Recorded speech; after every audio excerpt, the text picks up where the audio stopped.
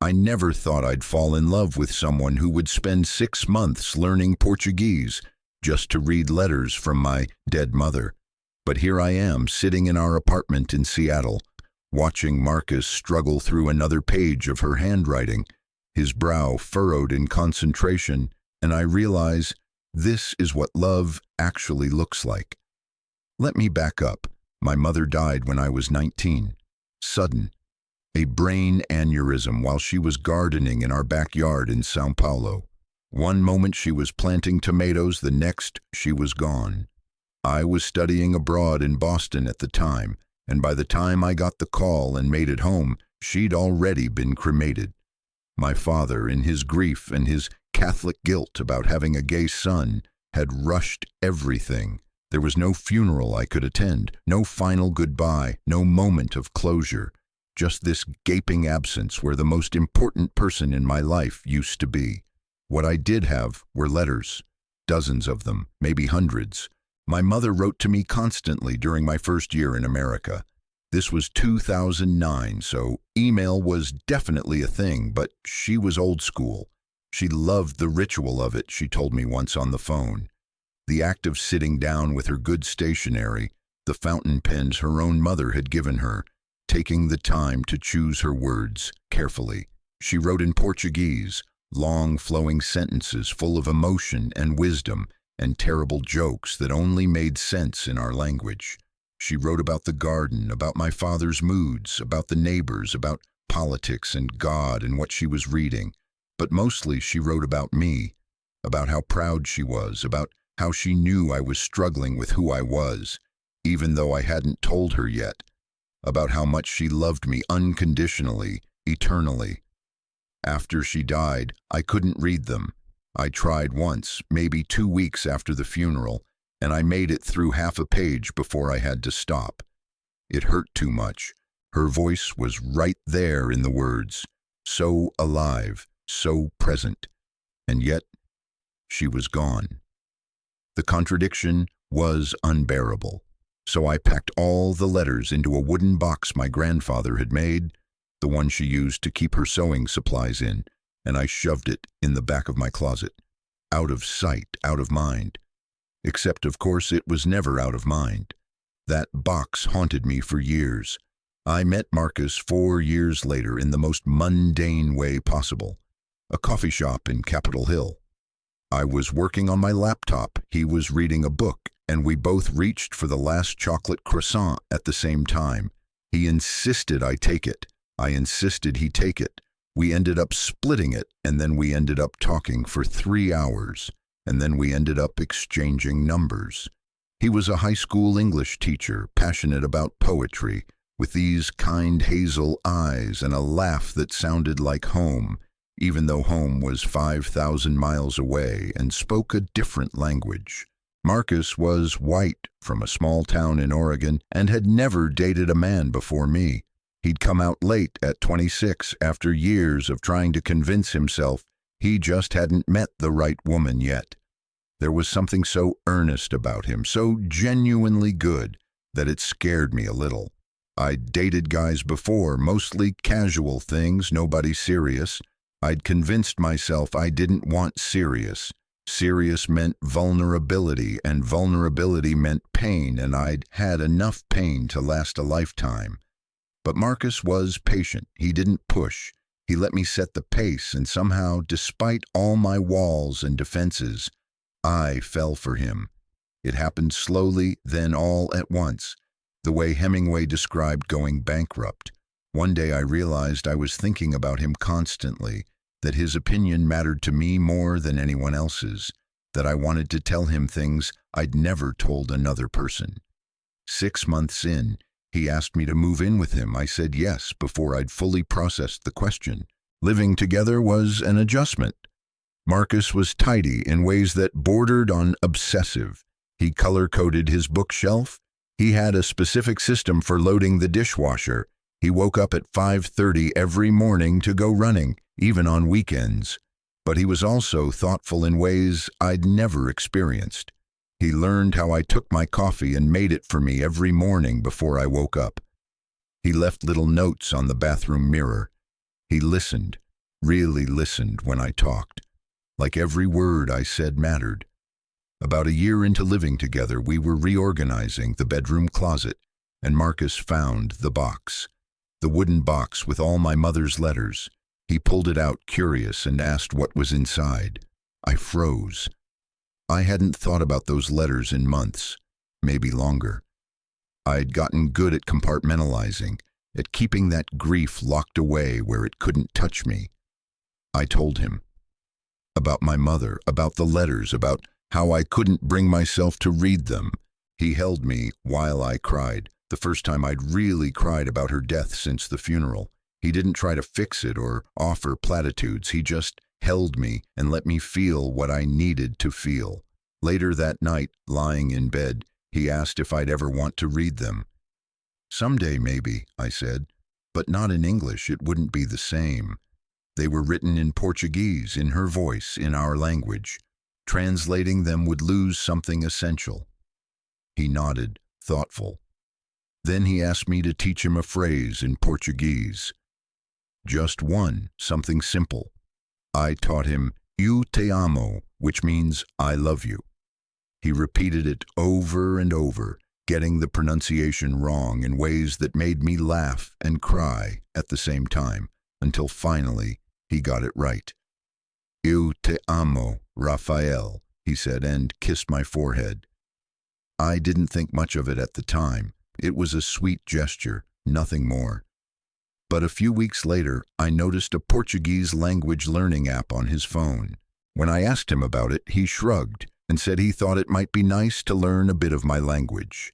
He said it casually, like it was no big deal, but I could see the determination in his eyes. Marcus was not naturally gifted with languages. English was hard enough for his students, he joked, and that was his native tongue.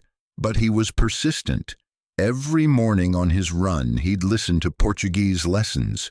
Every night before bed, he'd practice vocabulary. He started watching Brazilian movies with subtitles, listening to Brazilian music, even following Portuguese language accounts on social media. He'd try out new phrases on me, his accent terrible, but his effort undeniable. I'd correct him gently, and he'd practice until he got it right. Months went by. His Portuguese got better, slowly but surely. He could hold basic conversations, understand simple sentences. I'd catch him muttering verb conjugations under his breath while cooking dinner. He filled notebooks with vocabulary, words, and grammar rules. When I asked him why he was working so hard at it, he said he wanted to understand me better. All of me, including the parts that lived in Portuguese. I didn't connect it to the letters, not at first. Not until almost 6 months after he'd started learning, when I came home from work early one day and found him sitting at the kitchen table with the wooden box open in front of him. My mother's letters were spread out around him, and he had one in his hands, a Portuguese-English dictionary beside him, and a notebook where he was slowly, painstakingly translating. I stood in the doorway, frozen. My first instinct was anger. These were private, sacred. How dare he go through them without asking? But before I could say anything, he looked up and saw me. The expression on his face stopped me cold. He looked devastated, tears streaming down his cheeks. "Rafael," he said, his voice breaking. "I'm so sorry. I should have asked. I wanted to understand. I wanted to know her. I wanted to be able to read these to you someday when you were ready, so you could hear her words again without it hurting so much." He'd been working on this for months, learning an entire language, one of the most difficult languages for English speakers to learn, just so he could translate my mother's letters, just so he could give me back a piece of her. The anger drained out of me, replaced by something so overwhelming I couldn't name it. I crossed the room and took the letter from his hands. It was one from early in my time in America, where she wrote about missing me but being so proud that I was chasing my dreams. Marcus had translated about half of it, his handwriting careful and neat in the notebook. His translation wasn't perfect. There were mistakes and awkward phrasings, but he'd captured the essence of her words, the love in them. "Read it to me," I whispered, "please." So he did. Sitting there at our kitchen table, Marcus read my mother's words back to me in English, his voice soft and careful. He stumbled over some of the phrases, had to check the dictionary a few times, but he got through it. And something inside me that had been locked tight for 5 years finally loosened. We made it a ritual after that. Once a week, usually on Sunday mornings, Marcus would choose one of my mother's letters and read it to me. Sometimes in English, sometimes he'd attempt the Portuguese, which always made me both laugh and cry. We'd sit together on the couch, coffee in hand, and I'd listen to her voice coming through his words. He'd ask me questions about things she mentioned, about my childhood in Brazil, about family members I'd never talked about. Through these letters, through Marcus's determination to understand them, I started to process my grief in a way I never had before. He didn't just translate the words. He wanted to understand the context, the culture, the meaning behind her phrases. He'd research Brazilian customs she mentioned, look up recipes for dishes she described, even learned about the specific flowers she wrote about planting. He approached it like a scholar, but with the heart of someone who truly cared, not just about understanding my mother, but about understanding me. One letter in particular changed everything. It was dated about a month before she died, though of course neither of us knew that at the time. In it, she wrote about a dream she'd had. She dreamed that I brought home a man I loved, and in her dream, she welcomed him with open arms. She wrote that she hoped I knew, even if I couldn't tell her yet, that she would always love me exactly as I was, that there was nothing I could be or do that would change that. She wrote that she prayed I'd find someone who saw how special I was, who treated me with kindness and respect, who made me laugh and held me when I cried. Marcus's voice broke multiple times reading that letter. When he finished, we both sat in silence for a long time. Finally, he said, "I wish I could have met her. I wish I could have told her that I'd take care of you." "She would have loved you," I said, and I knew it was true. My mother would have seen exactly what I saw in Marcus, the goodness, the dedication, the way he loved with his whole heart. Over the next year, we read through all of her letters. Some were mundane, about daily life and small concerns. Others were profound, full of wisdom about love and life and finding your place in the world. Marcus translated them all, filling notebook after notebook with his careful handwriting. When we finished the last one, I felt both sad and complete, like I'd been given a gift I didn't know I needed. But Marcus wasn't done. For my 30th birthday, he gave me a leather-bound book. Inside, he'd compiled all of his translations, organized chronologically with the original Portuguese on one side and his English translation on the other. He'd included photos of my mother that I'd shown him, printed and carefully placed throughout the book. On the first page, he'd written an inscription in Portuguese. His grammar wasn't perfect, but the message was clear. "To Raphael, these are your mother's words and her love, preserved forever. She lives on in you, and I'm honored to know you both." I proposed to him that night. It wasn't planned. I didn't have a ring or a speech prepared. We were sitting on our couch, the book in my lap, and I just looked at him and said, "Marry me." He laughed, surprised, and said yes, before I'd even finished the question. We got married 6 months later. Small ceremony, just close friends. I wore my mother's cross around my neck, the one thing of hers I'd kept. During our vows, Marcus spoke in Portuguese.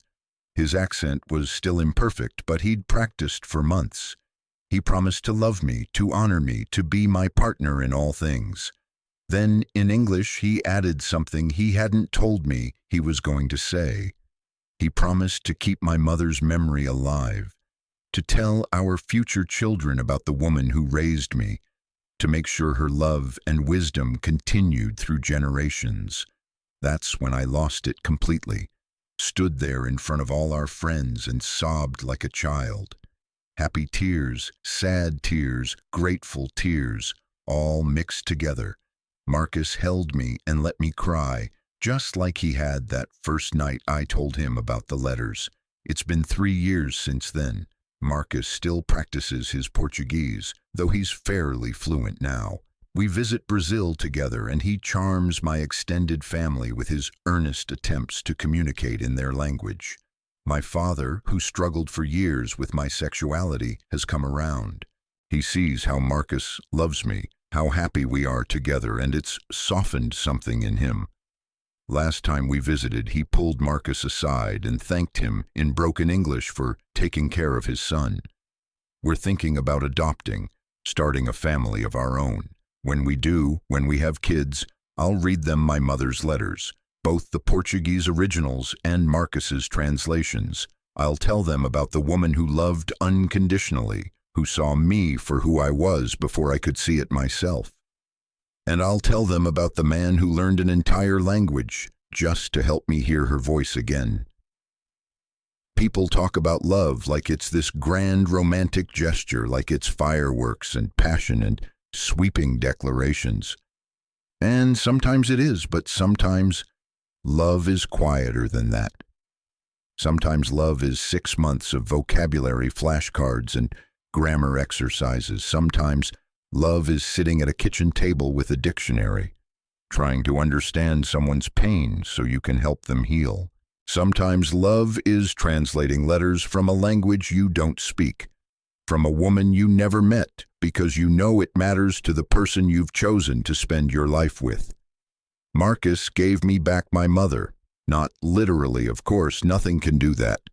But he gave me access to her words, her wisdom, her love, in a way I couldn't access on my own. He built a bridge between my past and my present, between the person I was and the person I've become. He saw a box of letters in the back of a closet and understood that they weren't just paper and ink. They were a connection to something sacred, something that needed to be honored and preserved. I think about that a lot now, about how we show love through action, through the daily choice to understand and support each other. Marcus could have just been supportive when I talked about my mother. He could have held me when I cried and said comforting things. That would have been enough. That would have been good. But he went further. He did something extraordinary, something that required real sacrifice and effort, because that's who he is. That's how he loves. Every Sunday morning, we still sit together with coffee and read one of my mother's letters. We've been through them all multiple times now, but it doesn't matter. Each reading reveals something new, some layer of meaning we missed before. Marcus still finds phrases he wants to retranslate, ways to capture her voice more accurately. It's become our tradition, our way of starting the week by connecting to what matters most. Last week he read one where she wrote about hope, about how even in dark times we have to believe that love will find us, that we'll find our people, that life will surprise us with joy when we least expect it. She wrote that hope isn't naive or foolish. Hope is an act of courage, a refusal to let pain and loss have the final word. As Marcus read those words, I looked at him, this man who learned my mother's language just to read her letters to me, and I thought, she was right. She was right about everything.